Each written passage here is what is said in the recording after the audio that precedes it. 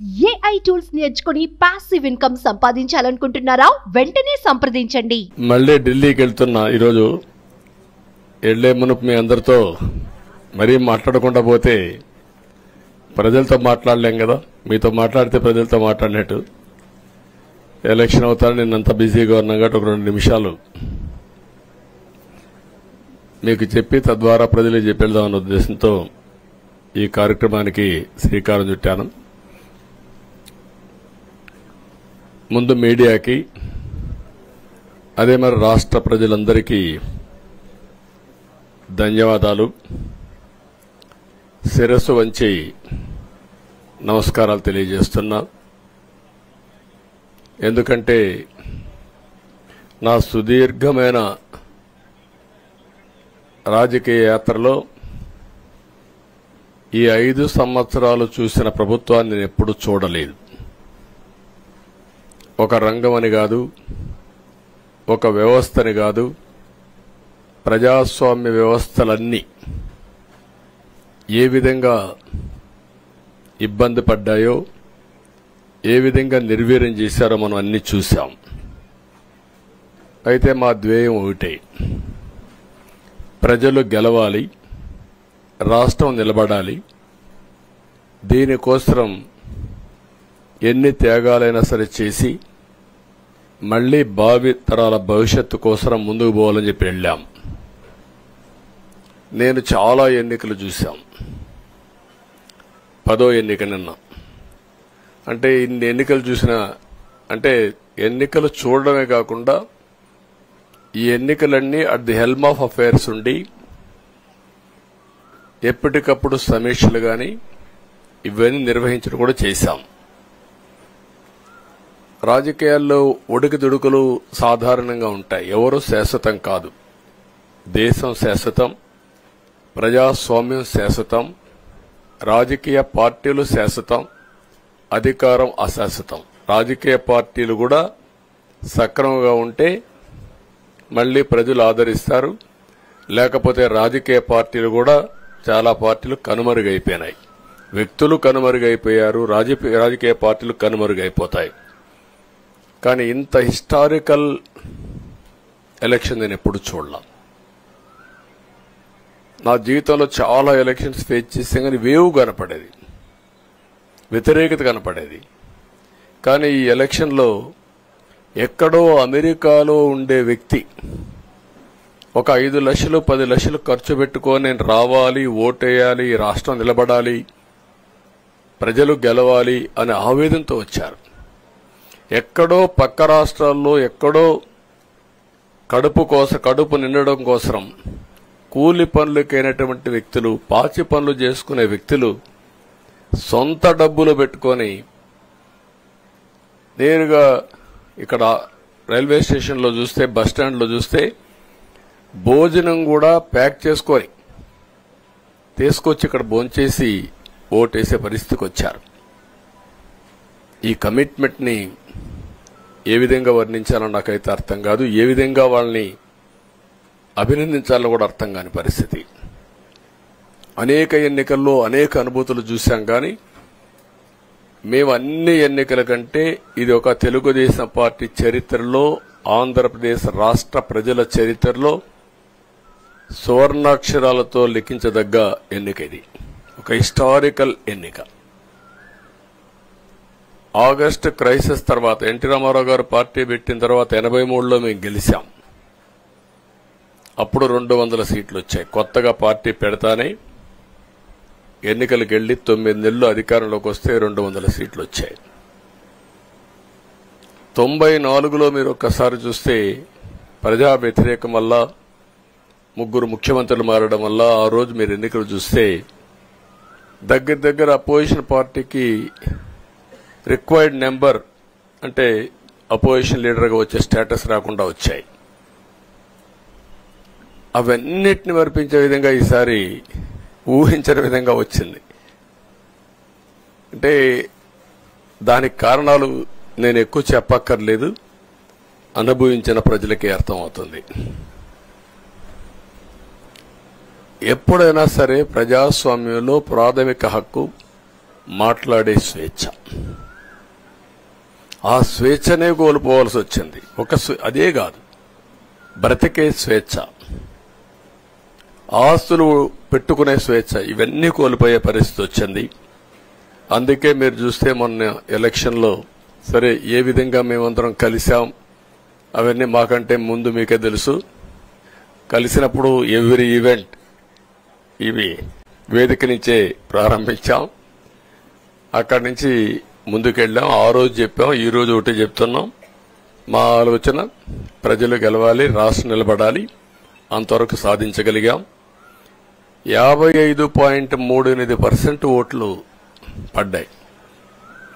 దీంట్లో తెలుగుదేశానికి 45.60% పడ్డాయి. వైసీపీకి 39.37% పడ్డాయి.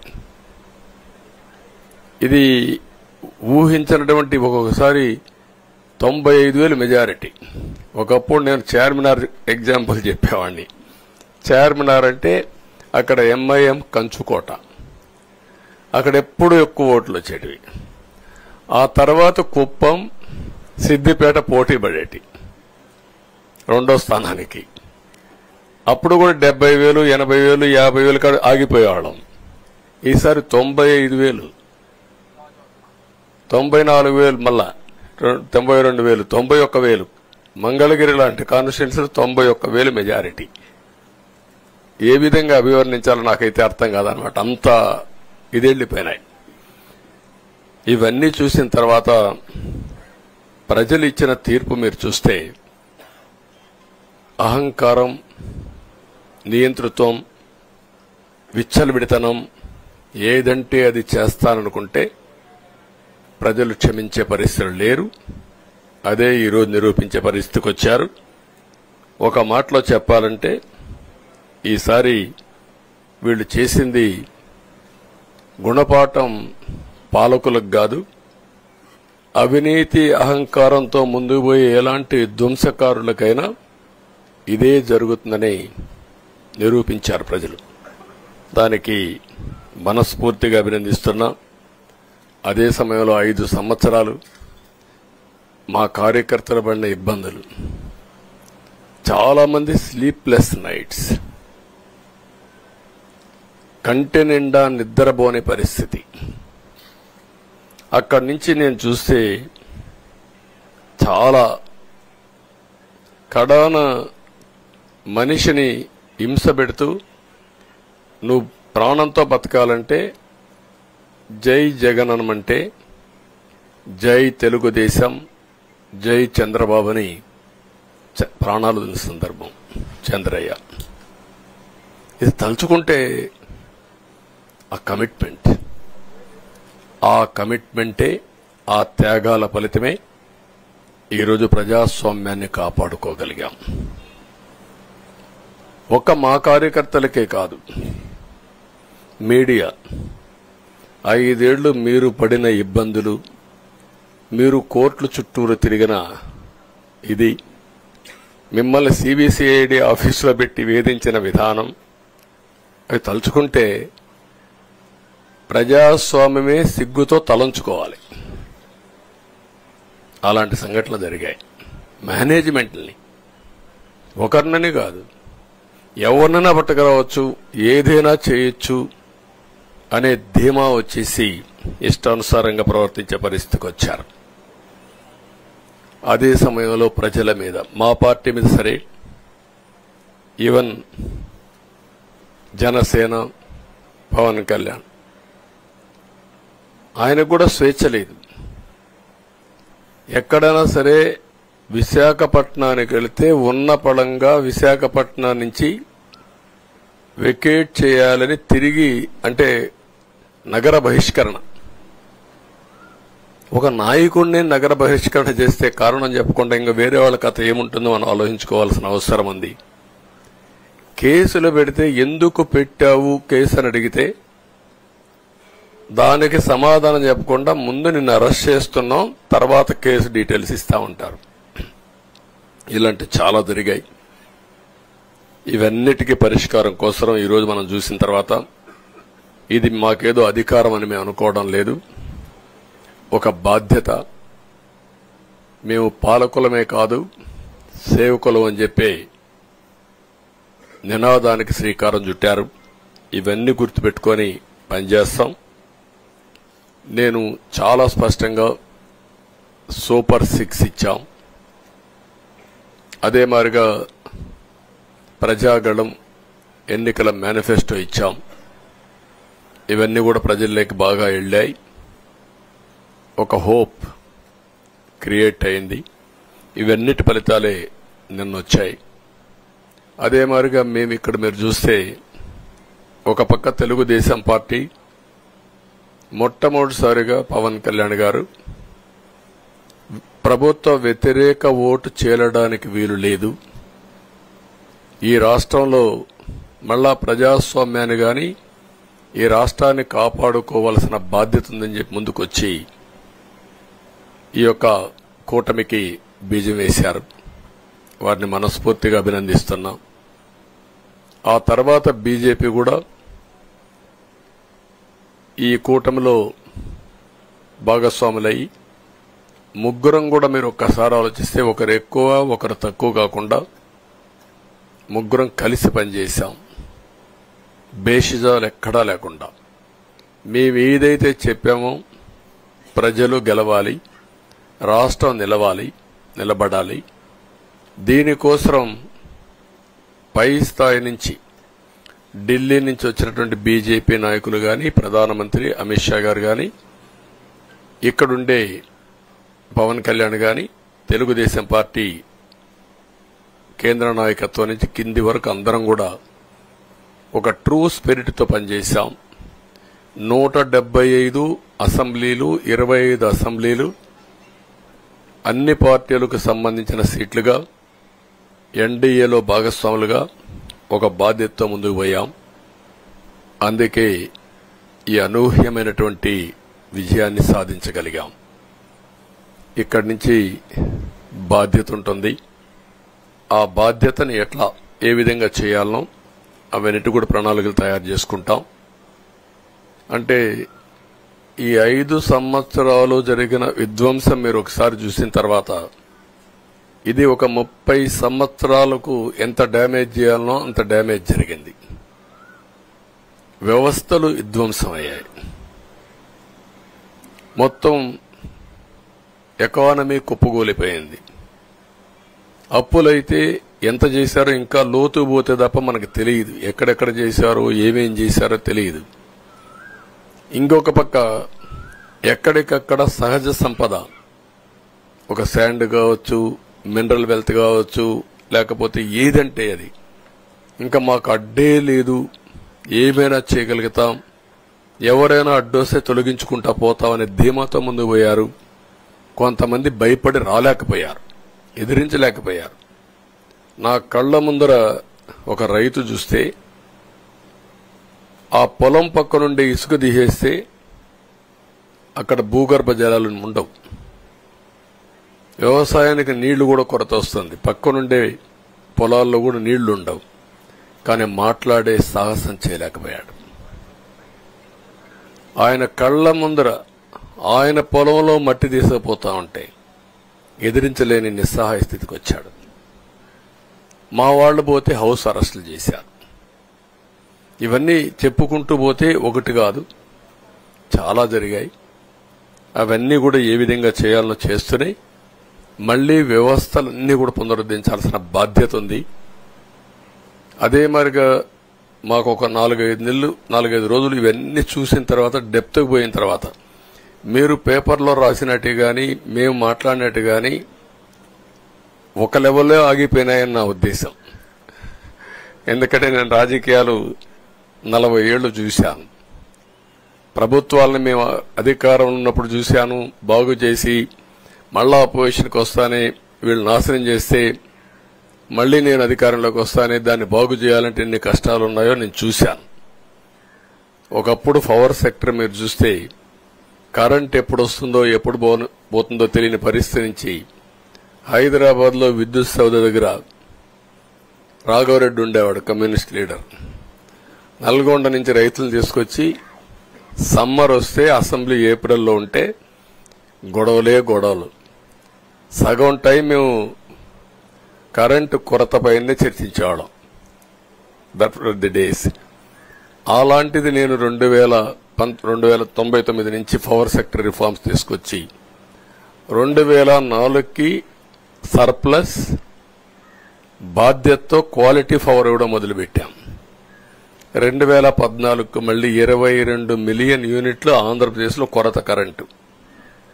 వ్యవస్థలన్నీ నిర్వీర్యం అయిపోయినాయి.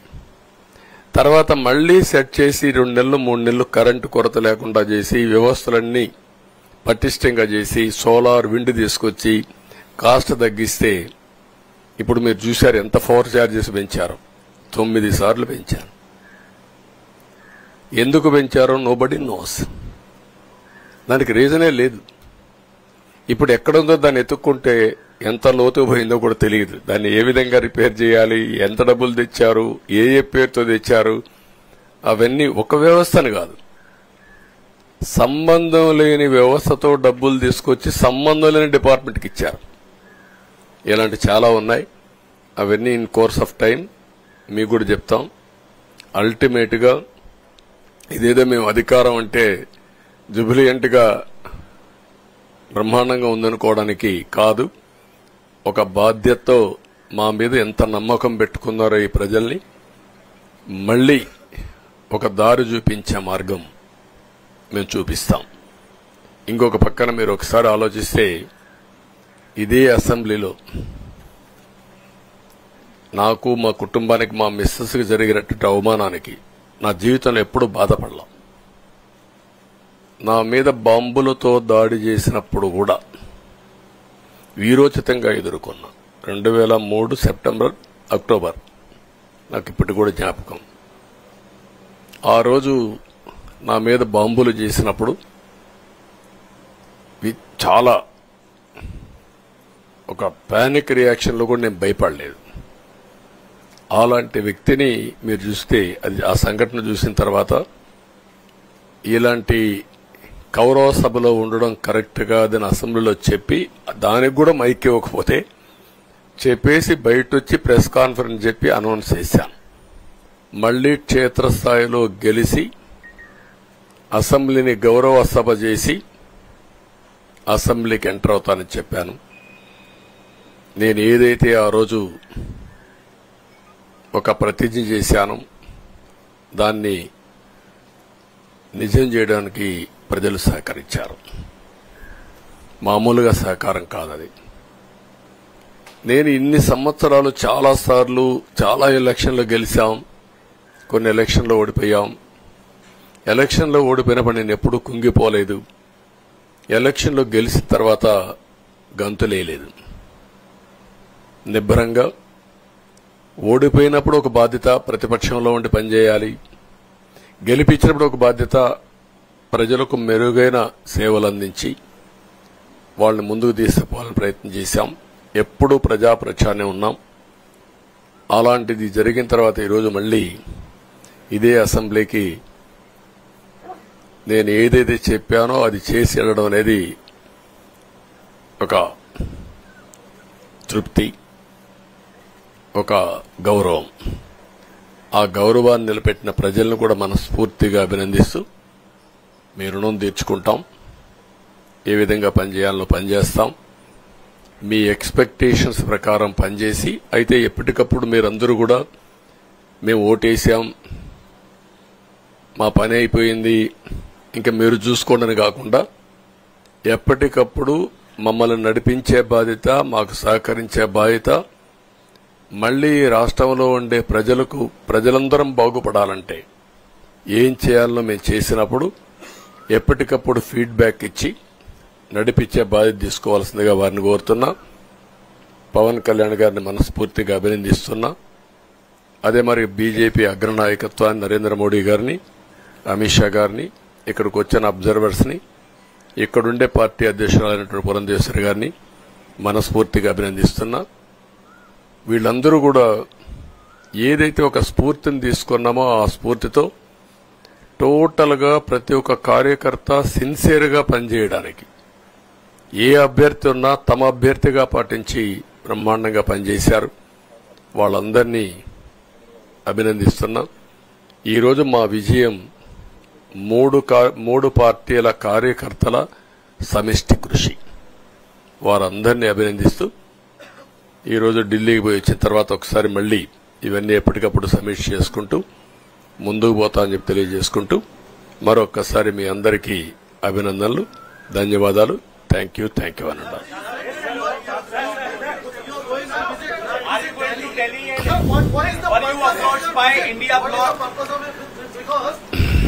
No, don't bother. No, hear me, I say. You are very loud. You want news always. I am also experienced. I have seen so many political changes in this country. We are in NDA. I am going for NDA meeting. In course of time, anything will report to you. Thank you.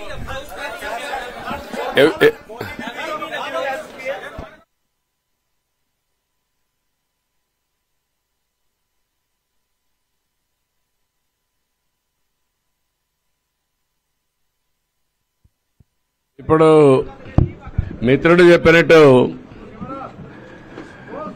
పాలకుడు అనేవారు ఏ విధంగా ఉండకూడదో, ఎలాంటి వ్యక్తులు రాజకీయాలకు అర్హత లేదో Jagan history ఒక case study మీరందరూ గుర్తుపెట్టుకోవాలి. ఈ రాష్ట్రంలో మనం చూస్తే చాలా మంది పాలకులంటే ఎట్టుండాలో పనిచేశారు, పాలకుడంటే ఎట్ట ఉండకూడదో పనిచేసి దాన్ని ప్రపంచానికి ఒక కేస్ స్టడీ ఇచ్చే పరిస్థితికి వచ్చాడు. చాలా మంది ఓడిపోయారు, కానీ ఓడిపోవడం వద్దు, ఇక నువ్వే వద్దని ఓటేయడం డిఫరెంట్. అదే జరిగింది ఈరోజు. దీన్ని ఇన్ కోర్స్ ఆఫ్ టైం చాలా విషయాలు మీకు చెప్పాలి, అవన్నీ వస్తాయి, మాట్లాడుకుందాం. నేను దాని గురించి కాదు, వ్యక్తుల గురించి కాదు, వ్యవస్థ గురించి.